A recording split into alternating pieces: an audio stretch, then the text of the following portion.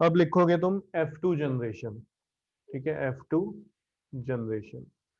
तो देखो सिंपल है, पेरेंटल हो गया, F1 हो गया, F2 हो गया, तीन जनरेशन की बात चल रही है। यहाँ पे दादा दादी हो गए, यहाँ पे तुम्हारे पेरेंट्स हो गए, यहाँ पे तुम हो गए। अगर यहाँ पे तुम अपने पेरेंट्स को रख लेते हो समझने के लिए, तो यहाँ पे फिर तुम हो गए। ठीक है, और यहाँ से फिर तुम्हारे होने वाले बच्चे हो गए, बेबी हो गए। ठीक है, तो ऐसे भी समझ सकते हो, पेरेंटल है इसको पेरेंट्स मान लो, फिर यहाँ पे तुम हो जाओगे, और यहाँ से होने वाली जो फ्यूचर जनरेशन है वो यहाँ पे लिखी जाएगी। ठीक है, तो यहाँ पे हम तीन जनरेशन की बात कर रहे होते हैं। तो F2 जनरेशन में लिखो when the first generation progeny, ये वाली, when the first generation progeny cross cross among themselves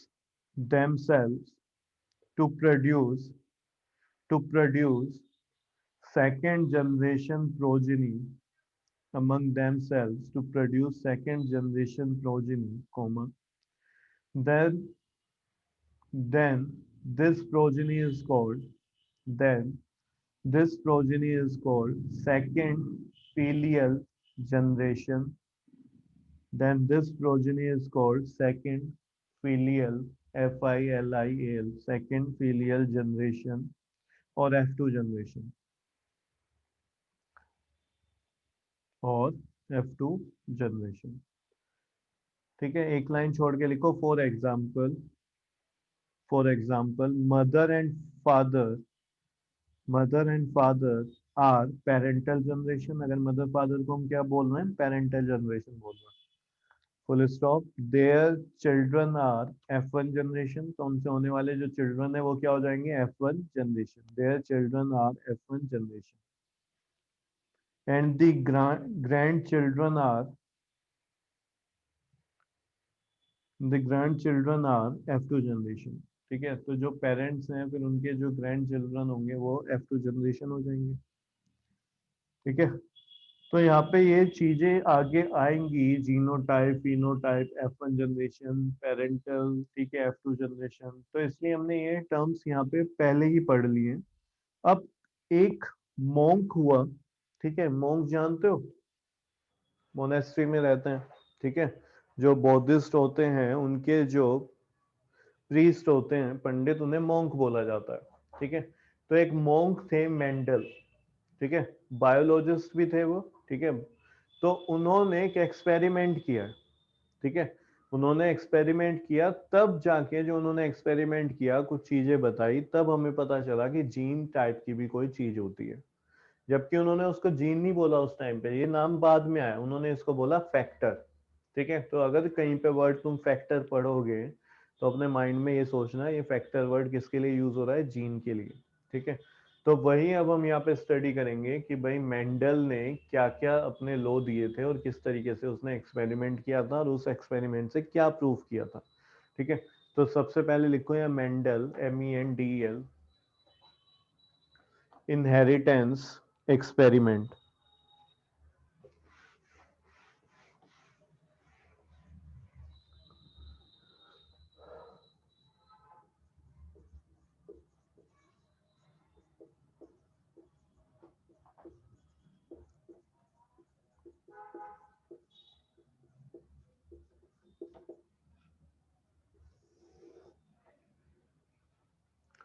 Mendel inheritance experiment लिखो इसमें। Mendel is considered the father of genetics, ये भी याद रखना, 1 मार्क्स में आ जाता है, who is father of genetics. तो मेंडल को फादर ऑफ जेनेटिक्स बोला जाता है। Mendel is called the father of genetics, इसको अंडरलाइन कर लेना, फादर ऑफ जेनेटिक्स को। आगे लिखो ही वॉज अ मॉन्क। कौन था मेंडल, मॉन्क था एक, he was a monk, comma, biologist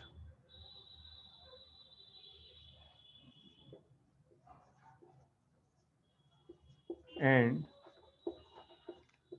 botanist. Botanist कौन होते हैं, बॉटनी सब्जेक्ट सुना है? Yes sir. ठीक है, क्या पढ़ाई होती यस सर, प्लांट्स के बारे में है? Plants biology. के बारे में। ठीक है, तो ये एक मॉन्क भी थे, ठीक है, प्रोफेशनली बायोलॉजिस्ट भी थे, ठीक है, और ये बोटेनिस्ट भी थे, यानी कि जो ट्रीज के ऊपर एक्सपेरिमेंट होते हैं वो ये करते थे। तो वहीं पे उन्होंने एक एक्सपेरिमेंट किया, तो आगे लिखो ही यूज्ड पी प्लांट, पी मटर होती है ना वो, ही used P plant, P plants for his experiment, for his experiment. तो इसने, मेंडल ने क्या यूज करा? पी प्लांट यूज करा अपने एक्सपेरिमेंट के लिए। क्लियर है? तो हम यहाँ पे क्या था, मेंडल के दो एक्सपेरिमेंट हुए, ठीक है। तो हमने बात कर ली कि मेंडल कौन था और उसने किस पे एक्सपेरिमेंट किया था, तो पी प्लांट पे उसने एक्सपेरिमेंट किए थे, दोनों के दोनों, ठीक है। तो जो उसका पहला था उसे बोलते हैं मोनोहाइब्रिड इनहेरिटेंस, ठीक है, क्या बोलते हैं? मोनोहाइब्रिड इनहेरिटेंस एक्सपेरिमेंट भी लिख सकते हो तुम आगे, मोनोहाइब्रिड इनहेरिटेंस। मोनो मीन्स होता है सिंगल, ठीक है। तो यहाँ पे उसने जो बात करेंगे हम यहाँ पे इस एक्सपेरिमेंट में, यहाँ पे सिर्फ और सिर्फ हम एक इनहेरिटेंस कैरेक्टरिस्टिक की बात करेंगे, ठीक है, सिर्फ और सिर्फ एक इनहेरिटेंस कैरेक्टरिस्टिक की बात करेंगे। जैसे कि हम हैं ह्यूमन, तो हम में सिर्फ एक कैरेक्टरिस्टिक थोड़ी है, हम में तो बहुत सारी कैरेक्टरिस्टिक है। एक हाइट भी कैरेक्टरिस्टिक है, एक हेयर भी कैरेक्टरिस्टिक है, हेयर का कलर भी कैरेक्टरिस्टिक है, स्किन कैरेक्टरिस्टिक है, स्किन का कलर कैरेक्टरिस्टिक है, ठीक है, नोज की शेप कैरेक्टरिस्टिक है, आई की शेप, आई का कलर कैरेक्टरिस्टिक है, ईयर के लोब जो है वो कैरेक्टरिस्टिक है, ठीक है। तो ये सब क्या है? कैरेक्टरिस्टिक है। चिन कैरेक्टरिस्टिक है, ठीक है। तो इतनी सारी कैरेक्टरिस्टिक्स हैं, तो हम सारी कैरेक्टरिस्टिक की बात नहीं करेंगे एक साथ, हम सिर्फ और सिर्फ एक कैरेक्टरिस्टिक की बात करेंगे। पी प्लांट में भी ऐसे बहुत सारी कैरेक्टरिस्टिक होंगी, उसका कलर क्या होगा, ठीक है, उसकी लीव्स की शेप क्या होगी, ठीक है, और लीव्स की हाइट कितनी होगी। तुमने देखा है सारे पत्ते एक जैसे तो होते नहीं, किसी प्लांट में लीव्स बहुत बड़ी बड़ी होती है, किसी में छोटी होती है, उनकी शेप भी डिफरेंट डिफरेंट होती है। तो यहाँ पे इन सारे कैरेक्टरिस्टिक की एक साथ बात ना करके हम सिर्फ एक कैरेक्टरिस्टिक की बात करेंगे, और वो कैरेक्टरिस्टिक क्या है? उसका हाइट है, ठीक है। कौन सा है वो कैरेक्टरिस्टिक? हाइट। तो मोनोहाइब्रिड में यानी कि एक ही कैरेक्टरिस्टिक के इनहेरिटेंस, मतलब जो आगे वाली जनरेशन पे जा रहा है, इनहेरिट हो रहा है, ठीक है। तो मोनो मीन सिंगल कैरेक्टरिस्टिक जो इनहेरिट हो रहा है, आगे वाली जनरेशन में जा रहा है, उसके बारे में जो मेंडल ने एक्सपेरिमेंट किया था वो हम यहाँ पे समझेंगे। तो लिखो, इन मोनोहाइब्रिड क्रॉस,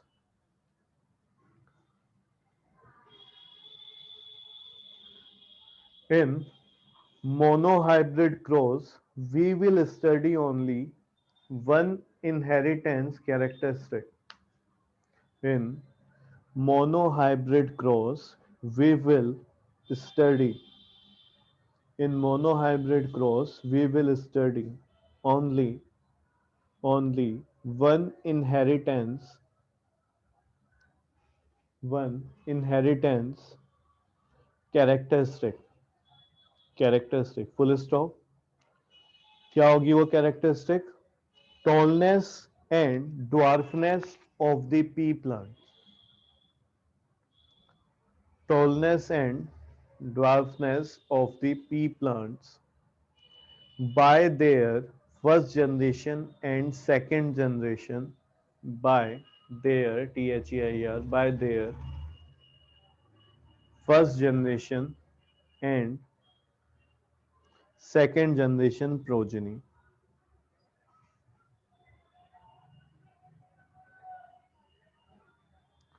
ठीक है, एक लाइन का गैप रखो, लिखो, बल्कि इसको पॉइंट बना लो, फर्स्ट पॉइंट बनाओ, वन लाइन का गैप रखो, फर्स्ट पॉइंट बना लो इसको, ठीक है। यहाँ पे तुमने लिख दिया इसके बारे में, फिर फर्स्ट पॉइंट ऐसे लिखो, Mendel first, Mendel first cross cross closed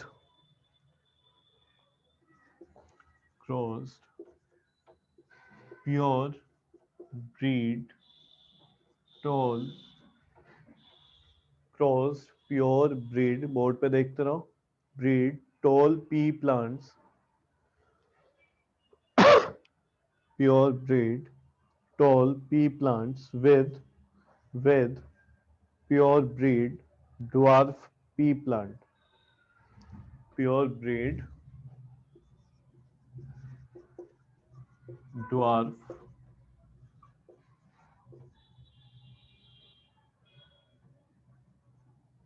dwarf pea plant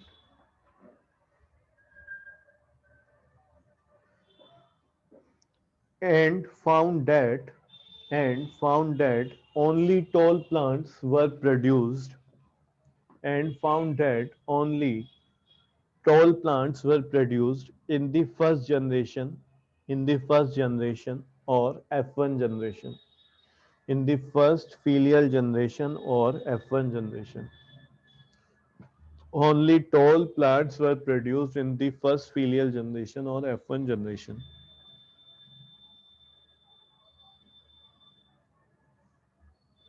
ठीक है, अब समझना क्या किया उसने। क्या किया उसने, दो प्लांट लिए, ठीक है, पी प्लांट लिए उसने दो। एक के जो जीन है वो पूरे का पूरा कैसा होगा, प्योर टॉल होगा, यानी कि दोनों के दोनों उसमें डोमिनेंट होंगे हाइट वाले जीन, और दूसरे में हाइट वाले जीन दोनों के दोनों रिसेसिव होंगे। ठीक है, तो सबसे पहले हम करेंगे पेरेंटल क्रॉस। ठीक है, सबसे पहले क्या आता है, पेरेंटल क्रॉस। तो पेरेंटल क्रॉस में ऐसे अंडरलाइन करके लिखना, पेरेंटल क्रॉस। तो यहाँ पे हमारे पास क्या हो गया, टॉल प्लांट। ठीक है, और यहाँ पे क्या है, ड्वार्फ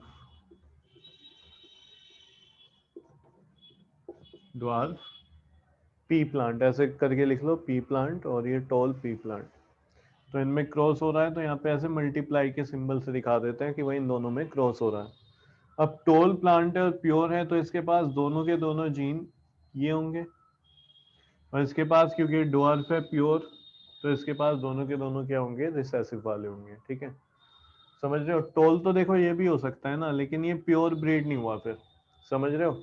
एक डोमिनेंट है, एक रिसेसिव है, लेकिन दिखेगा ये भी टोल। वहां पे उसने कहा है प्योर, ठीक है, उसने बोला है, क्या बोला वहां पे, वर्ड यूज करा है उसने, प्योर। ठीक है, ब्रीड टोल पी प्लांट, और दूसरे के लिए pure breed dwarf P plant. तो प्योर का मतलब दोनों डोमिनेंट, और प्योर डॉर्फ में क्या होंगे, दोनों रिसेसिव होंगे। अब यहाँ पे समझना, देखो गैमीट्स,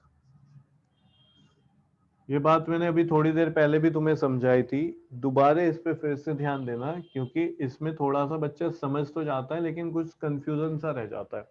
क्या, देखो हर सेल में, इस पी प्लांट के हर सेल में इंफॉर्मेशन होगी न्यूक्लियस में, उसके पास भी जीन्स होंगे, कि ये वाले उसके पास जीन्स होंगे, दोनों डोमिनेंट, कैपिटल टी। ठीक है, हर प्लांट में क्या होगा, जहां जहां पे न्यूक्लियस है सेल में, वहां पे ये जीन में इंफॉर्मेशन होगी हर जगह। ऐसे ही जैसे ह्यूमन बॉडी है, ठीक है, तो हमारे पास भी जो भी हमारे जीन है वो हर सेल में होंगे, हर सेल में। ठीक है, क्या मैं ये बोल सकता हूँ कि मानो मेरी हाइट का है ये, ठीक है, या कुछ भी मैंने ले लिया कि कुछ सेल में तो ये होगा और कुछ में ये होगा, क्या पॉसिबिलिटीज है? No, क्यों? sir. तो ये पॉसिबिलिटीज नहीं है, ऐसा नहीं हो सकता। मेरी बॉडी के हर सेल में सेम टाइप का मैं जीन पे देखूंगा, हर बॉडी सेल में। ठीक है, यानी मेरी हर बॉडी सेल में दो ही टाइप के जीन है, एक पेयर में, दोनों मानो कैपिटल टी में। ठीक है, तो अब जो मेरी बॉडी में गैमीट्स बन रहे होंगे, स्पर्म्स होंगे, उनमें यही तो जीन जाएगा, कहीं बाहर से कैसे जीन आ जाएगा, ये बताओ। ठीक है, जो गैमीट्स होते हैं उनमें क्या होता है, यही जीन मिलेंगे, आधों में एक टाइप के, आधों में एक टाइप पे। अब यहाँ पे बाई चांस दोनों सेम ही है, तो 100 के 100 में कैपिटल टी वाले ही दिखेंगे। बात समझ पा रहे हो। 100% जितने भी गैमीट्स होंगे उनमें क्रोमोसोम्स होंगे।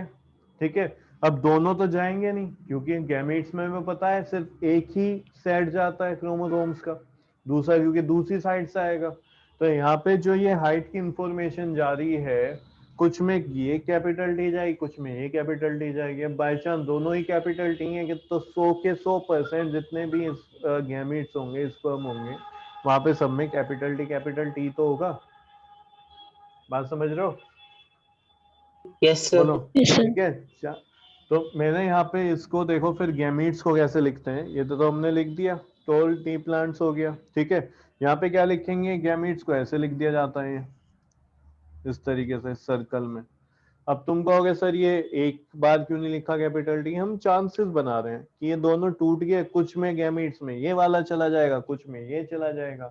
क्या न्यूक्लियस में सिर्फ यही एक जीन होगा? ये हाइट वाला है, स्किन कलर वाला भी होगा, नोज वाला भी होगा, आई कलर का भी होगा, हेयर कलर का भी होगा, हेयर कैसे होंगे वो भी होगा। तो ऐसे बहुत सारे क्रोमोसोम्स हैं, 23 क्रोमोसोम्स हैं, उनपे बहुत सारे जीन्स हैं, उन सब पे कुछ ना कुछ इंफॉर्मेशन है, लेकिन वो इंफॉर्मेशन सिर्फ एक जीन के पास है, दूसरे वाला आएगा दूसरी साइड से। जब कंबाइन होंगे उनमें फिर डोमिनेंट रिसेसिव देखा जाएगा और वो अपीयरेंस आएगी उसमें प्रोजिनी में, ऑफ स्प्रिंग में। क्लियर हो रहा है? अब धीरे धीरे समझ आ रहा होगा ना अच्छे से? बोलो। Yes, sir. Yes, sir. ठीक है, तो यहाँ पे ये जो टोल प्लांट है, ठीक है, इसमें ये इस टाइप के गैमीट्स हो सकते हैं और ये ड्वार्फ वाले में इस टाइप के गैमीट्स हो सकते हैं। ठीक है तो सेम ही, वहां से शॉर्ट ही आ रहा है, यहाँ से टोल ही आ रहा है। अब देखो ये बताओ, जैसे कि ह्यूमन में बात करें, एक मेल है, उसके पास मिलियंस ऑफ स्पर्म होंगे। ठीक है, जिस टाइम पे सेक्सुअल रिप्रोडक्शन चल रहा है। अब ये बताओ, क्या कोई ये बता सकता है कि ये वाला स्पर्म जाके हिट करेगा, फ्यूज करेगा? No, sir. हमें नहीं No, पता ना sir. कौन सा करेगा, किसके साथ करेगा। ठीक है भाई, एग तो चलो एक ही रिलीज होता है, वो ह्यूमन में होता है, लेकिन और जो ऑर्गेनिज्म है ना, और जो एनिमल्स में है, कहीं में एक से ज्यादा होते हैं, है ना, एक से ज्यादा होते हैं। जैसे डॉग में तुमने देखा होगा, उनके काफी सारे बच्चे हो जाते हैं, तो वहां पे नंबर ऑफ एग्स भी ज्यादा रिलीज होते हैं। अलग अलग ऑर्गेनिज्म में अलग अलग नंबर्स होते हैं।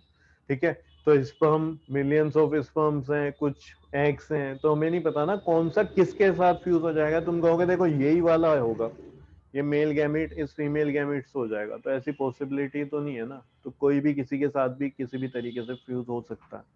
तो इस तरीके से अगर देखा जाए, ये जो टोल टी प्लांट था उसके पास इस टाइप्स के गैमीट्स हो सकते हैं, और शॉर्ट जो वाला है उसके पास इस टाइप के हो सकते हैं। ठीक है, अब हो क्या सकता है पॉसिबिलिटी कि भाई ये वाला गैमीट इस वाले के साथ फ्यूज हो जाए? हो सकता है, नहीं हो सकता है? Yes, sir. ठीक है, क्रॉस हो रहा है ना इनमें, ये दो प्लांट है, ये अलग है ये अलग है, अब इनमें क्रॉस हो रहा है। तो ऐसे समझो मेल है वो फीमेल है, इनमें अब क्रॉस हो रहा है, तो यहाँ पे ये वाला गैमेट उसके साथ क्रॉस कर जाएगा। ठीक है, तो जब क्रॉस कर जाएगा तो एक सिंगल क्या बनेगा, सिंगल सेल बनेगा। उस सिंगल सेल में दोनों से आने वाले क्रोमोसोम होंगे और एक कैरेक्टरिस्टिक के दोनों जीन मिल जाएंगे, है ना। हाइट एक कैरेक्टरिस्टिक हो गया यहाँ पे, अब यहाँ से दोनों जीन मिल गए, जो एक मेल से भी आया जो एक फीमेल से भी आया, दोनों आपस में आके बैठ गए। अब दोनों में बात होगी भाई कौन डोमिनेंट होगा और कौन रिसेसिव होगा। तो यहाँ पे कैपिटल टी है डोमिनेंट है, ये क्या है स्मॉल टी रिसेसिव हो गया। कैपिटल टी क्या कह रहा है, टोल है, रिसेसिव अपनी बात रख ही नहीं पाएगा। तो मुझे ये बताओ, ये वाला जो प्लांट बन के आएगा ये कैसा होगा? ये होगा जी टोल। इतनी बात आई समझ में? Yes, sir. बोलो। ये है कौन? ये F1 Yes, जनरेशन sir. आ गई, क्योंकि क्रॉस हुआ ना इनके बीच में, पेरेंट्स में जब क्रॉस हुआ तो जो आने वाला प्लांट है उसके पास ये जीन्स है। ये क्या हुआ, ये अब F1 जनरेशन हो गई, F1 जनरेशन। तो F1 जनरेशन में मैंने ये जीन्स की फॉर्म में दिखाया है। ठीक है, तुमने इसको पहचान लिया ना टोल, किसी ने बोला थोड़ी मुझे टोल है, मैंने देखो लिख दिया टोल। कैसे पता चला? Capital T small T. ये जो इंफॉर्मेशन है, ठीक है, ये किस फॉर्म में लिखी है? जीन की फॉर्म में। और ये किस फॉर्म में लिखी है? वर्ड की फॉर्म में। जब जीन की फॉर्म में लिखते हैं तो उसे बोलते हैं जीनोटाइप, जब वर्ड्स में लिखते हैं उस चीज को, अपीयरेंस को, उसे बोलते हैं फिनोटाइप। तो ये F1 जनरेशन का जीनोटाइप हो गया, F1 जनरेशन का फिनोटाइप हो गया। यहाँ तक कोई दिक्कत है किसी को? No, sir. No, sir. No, नहीं, sir. चलो Sir. अच्छी बात है। तो यहाँ पे मैं लिखूंगा F1 जनरेशन, ज्यादा लिखने के चक्कर में मत रहना, पहले देख लो। ठीक है, बोर्ड पे रहेगा ये थोड़ी देर के लिए, तो अपना यहाँ पे ध्यान दो ज्यादा। तो F1 जनरेशन क्या हो गया, जीनोटाइप, और ये F1 जनरेशन का फिनोटाइप। ठीक है, छोटा लिख रहा हूँ मैं, स्पेस कम पड़ गया क्योंकि फिनोटाइप, PHENOTYP। अब ये गैमीट है उसके साथ फ्यूज हो गया। ठीक है, समझ रहे हो। अब हो सकता था ये वाला जो गैमीट है, ठीक है, ये वाला जो गैमीट है ये किसके साथ फ्यूज कर जाए, इसके साथ फ्यूज, सर स्मॉल टी के साथ। दूस फर्स्ट वाले के साथ ही। मैंने कहा ये पहुंच ही नहीं पाया, ठीक है, ये इसके साथ फ्यूज ही नहीं हो पाया, ये वाला जाके फ्यूज हो गया। तो ये भी तो पॉसिबिलिटी है। अभी तो तुमने कहा हमें नहीं पता कौन किसके साथ फ्यूज होगा, यहाँ चांसेस देखेंगे। ठीक है, जब मैं कह रहा हूँ मिलियंस ऑफ स्पर्म, वहां पे फीमेल में, अगर ह्यूमन में बात करें एक एग है, तो सारी पॉसिबिलिटी हो सकती है ना कि ये वाला भी हो जाए, ये वाला भी, ये वाला भी, इनमें से कोई एक हो जाए। तो हम तो सारी पॉसिबिलिटी बना के देखेंगे। तो यहाँ पे ये वाला हो सकता है इसके साथ फ्यूज हो जाए, या फिर हो सकता है फिर ये वाला फ्यूज हो जाए, ये वाला ना पहुंच पाया। ठीक है, गैमीट है ना ये, तो यहाँ पे फिर क्या बनेगा, कैपिटल टी स्मॉल टी। और ध्यान रखना सिर्फ गैमीट्स को ही सर्कल में किया है, बाकी को हम किसी को भी सर्कल में इस तरीके से नहीं दिखाते। कई बार हो सकता है मैं गलती से सर्कल बना दूं, तो मुझे याद दिला देना, हो जाता है मुझसे ऐसा। ठीक है, तो ये क्या है, जीनोटाइप हो गया F1 जनरेशन की। तो अगर ये पॉसिबिलिटी हुई प्लांट की, तो वो वाला प्लांट फिर टोल दिखाई देगा। ठीक है, तो फिनोटाइप हो गया उसका टोल। मैं क्या कह रहा हूँ, ये वाला गैमीट इसके साथ ना होके पॉसिबिलिटी है ये वाला गैमीट, ठीक है, ये वाला गैमीट जो है, क्लियर है, वो इसके साथ हो जाए, सेकंड वाले के। बोलो हो सकता है कि नहीं हो सकता। Yes sir.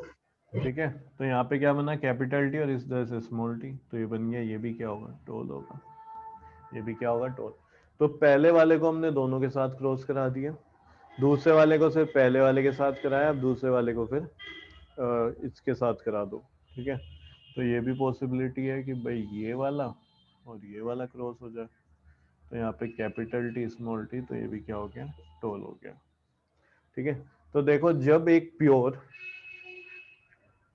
टॉल प्लांट एक प्योर डॉर्फ प्लांट से जब क्रॉस होगा, ठीक है, तो जो F1 जनरेशन आएगी उन सब में एक डोमिनेंट एक रिसेसिव, एक डोमिनेंट एक रिसेसिव। ठीक है, लेकिन रिसेसिव अपना क्या है, यहाँ पे अपीयरेंस शो नहीं कर पाएगा, यानी कि जो भी प्लांट है उसको ड्वार्फ नहीं दिखा पाएगा, कोई भी प्लांट ड्वार्फ नहीं मिलेगा, यानी अपनी अपीयरेंस नहीं दे पाया। हाइट का कैरेक्टरिस्टिक उसके पास भी है, शॉर्टनेस, लेकिन जो यहाँ पे टोल है वो अपना अपीयरेंस दे पा रहा है। ठीक है, इसलिए उसे हम डोमिनेंट बोलते हैं। डोमिनेंट वो होता है जो अपना appearance they they.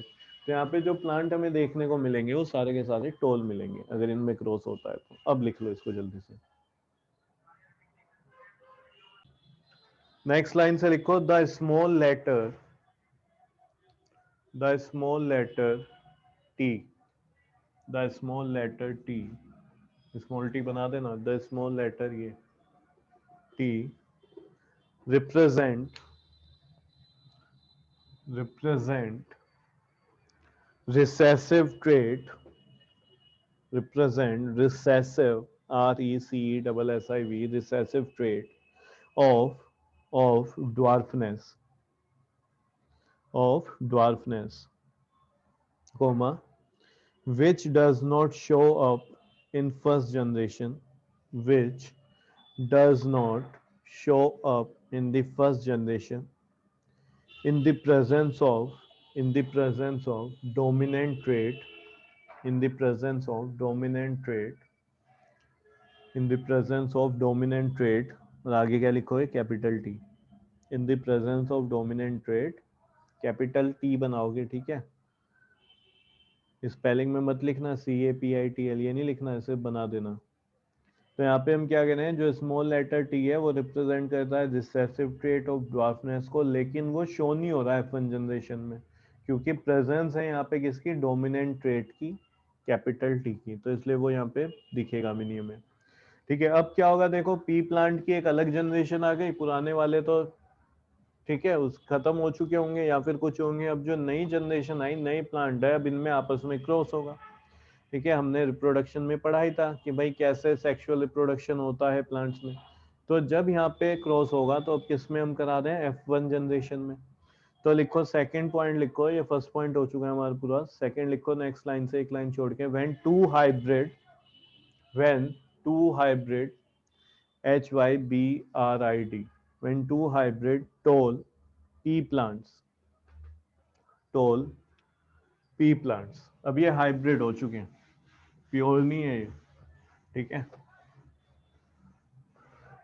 when two hybrid tall pea plants, bracket में यहाँ पे लिखना कैपिटल टी स्मॉल टी, ठीक है। यही तो जीन है इन पे, यही इनका क्या है, genotype. Produces in the first generation, produces in the first generation are crossed with each other, are crossed with each other, are crossed with each other, comma, then they will produce second generation or F2 generation pea plants, then they will produce second generation or F2 generation pea plants।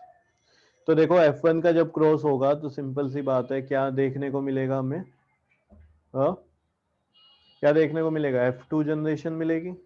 तो अब यहाँ पे F1 cross कराएंगे, F1 generation cross, तो यहाँ पे हम लिखेंगे F1 क्रॉस, ठीक है। तो F1 का क्या लिख रहे हैं हम, F1 जनरेशन फिनोटाइप, फिनोटाइप, हाँ फिनोटाइप, ठीक है। तो इसका फिनोटाइप क्या हो जाएगा, देखो टॉल पी प्लांट, ठीक है, और इधर भी क्या होगा, टॉल पी प्लांट, ठीक है। ये F1 वाले टॉल है ना सारे, लेकिन इनका जीनोटाइप क्या है, कैपिटल टी स्मॉल टी। ये क्या हो गया, F1 जनरेशन जीनोटाइप, यही है ना। अब यहाँ पे देखो एक लाइन छोड़ के गैमीट्स लिखना, इनके गैमीट्स कैसे फॉर्म होंगे भाई। ये पॉसिबिलिटी है जितने भी गैमीट्स होंगे, आधों में तो कैपिटल टी चला जाए, आधों में स्मॉल टी चला जाए, ठीक है। तो ऐसे हम इसको लिख देंगे। बोलो जी, ये बात समझ में आई कि नहीं, सिंपल है, ठीक है। और गैमीट्स को हम सर्कल में दिखाते हैं। Yes, sir. यहाँ पे क्रॉस हो रहा है तो एक क्रॉस बना दो इनके बीच में इस तरीके से। यहाँ पे भी क्या हो जाएगा, आधों में कैपिटल टी चला जाए, आधों में स्मॉल टी चला जाए, समझ रहे हो ना, ठीक है, गैमीट्स में। अब इनमें क्या होगा, क्रॉस होगा। अब हो सकता है ये वाला इसके साथ जाके क्रॉस कर जाए, तो ये वाला इसके साथ क्रॉस कर जाए, तो कैपिटल टी और कैपिटल टी बनेगा। सॉरी देखो दोबारा से मैंने सर्कल कर दिया है, ठीक है। ये क्या है, अब ये तो प्रोजीनी है, अगली जनरेशन है, तो यहाँ पे हम लिखेंगे F2 जनरेशन। क्या है ये F2 जनरेशन का, जीनोटाइप, Genotype. और ये F2 जनरेशन का फिनोटाइप लिखेंगे अब इसके नीचे, Phenotype. ठीक है। क्या होगा, टॉल होगा, दोनों डोमिनेंट है, क्या हो गया जी, टॉल हो जाएगा, ठीक है। अब हो सकता है कि भाई ये जो है इसके साथ ना करके ये वाला इसके साथ कर जाए, सेकंड वाले के, ये भी तो पॉसिबिलिटी थी। किसने कहा फर्स्ट वाला फर्स्ट वाले के साथ ही करेगा, तो ये भी क्या है यहाँ पे, ये भी टॉल बना के देखो, कैपिटल टी स्मॉल टी, ये भी क्या हो जाएगा, टॉल हो जाएगा, ठीक है। ये वाला जो है ये इसके साथ कर जाए, सेकंड वाला उधर से फर्स्ट वाले के साथ, तो कैपिटल टी स्मॉल टी। अब जरा ये चीज समझना, ये मत सोचना यहाँ पे स्मॉल टी था और उधर कैपिटल था तो पहले स्मॉल लिखा जाएगा, नहीं। कभी भी अगर जब डोमिनेंट होता है रिसेसिव के साथ तो डोमिनेंट पहले ही लिखा जाता है, कैपिटल वाला पहले लिखा जाएगा। अगर तुम ऐसे लिखते हो, यहाँ ध्यान दो जल्दी से, अगर तुम ऐसे लिखते हो तो लिखने का तरीका गलत है, स्मॉल टी कैपिटल टी नहीं लिखना, कैपिटल टी स्मॉल टी ही लिखना होता है, ठीक है। तो यहाँ पे स्मॉल टी और कैपिटल टी हो जाएंगे तो कैपिटल टी स्मॉल टी बन जाएगा, ये भी कैसा होगा, टोल होगा। तो ये जो फर्स्ट वाला है ये उस वाले के फर्स्ट से भी हो चुका है, उधर वाले के सेकंड से भी, इधर वाले का जो सेकंड है उधर वाले के फर्स्ट से हुआ है, और इधर वाले का सेकंड उधर वाले के सेकंड से जब होगा तो हमें यहाँ पे देखने को मिलेगा स्मॉल टी स्मॉल टी। क्या मिल गया, स्मॉल टी स्मॉल टी। ये बताओ कैसा होगा, तो ये होगा ड्वार्फ। क्या होगा, ड्वार्फ। अब एक चीज देखो, बहुत अच्छी समझ आएगी तुम्हें, बहुत प्यारी, देखने को समझना है यहाँ पे, देखने को इन दोनों ही पेरेंट्स में, ठीक है, पेरेंट है ना, ये F1 क्रॉस है, इनके लिए तो इनके पेरेंट ही हैं, ठीक है। इसको समझ लो कि तुम्हारे ये पेरेंट्स वाली जनरेशन है। देखने को दोनों टोल थे, फादर भी और मदर भी, दोनों टोल है, लेकिन बच्चा यहाँ पे एक उनका 4 में से एक ड्वार्फ हो गया। मम्मी पापा दोनों टोल, लेकिन एक बच्चा यहाँ पे ड्वार्फ हो गया। ये कैसे हो गया? क्योंकि यहाँ पे दोनों के पास जो रिसेसिव चल रहा था, इनमें तो दिखा नहीं, फादर के पास भी रिसेसिव था, मदर के पास भी रिसेसिव था, क्योंकि दोनों के पास डोमिनेंट भी था, तो ना तो फादर छोटे हुए ना मदर छोटे हुए, दोनों लंबे, लेकिन उनसे होने वाला जो बेबी है आगे प्रोजेनी है वो छोटा हो गया। क्यों? क्योंकि ये जो स्मॉल टी है इनके पास था, ये पीछे से कैरी करके आ रहे थे। तो ये भी बोला जाता है कि अच्छे, ये तो बच्चा देखो इसकी नाक तो इसके दादा पे है, ठीक है, समझ रहे हो, दादी पे है, नाना पे है या नानी पे है। क्यों? हो सकता है वो चीज तुम्हारे फादर मदर में नहीं है, उनमें रिसेसिव रह गई, दोनों में दब चुकी, वो रिसेसिव है, लेकिन वो रिसेसिव वाले अगर आपस में मिल गए, यहाँ से जो गैमीट्स होंगे, मानो उसके पास रिसेसिव वाला चला गया, इधर से जो मदर्स है उसके पास भी रिसेसिव वाला, दोनों जब आपस में मिल गए तो वहां पे रिसेसिव वाले ही हैं दोनों, तो अपनी अपनेंस दिखाएंगे, ना फादर ऐसे ना मदर ऐसे, लेकिन दादा दादी नाना नानी में से कोई वो थे तो वो वाला उनके पास आ गया फ्रेंड्स। नेक्स्ट मीटिंग में आओ।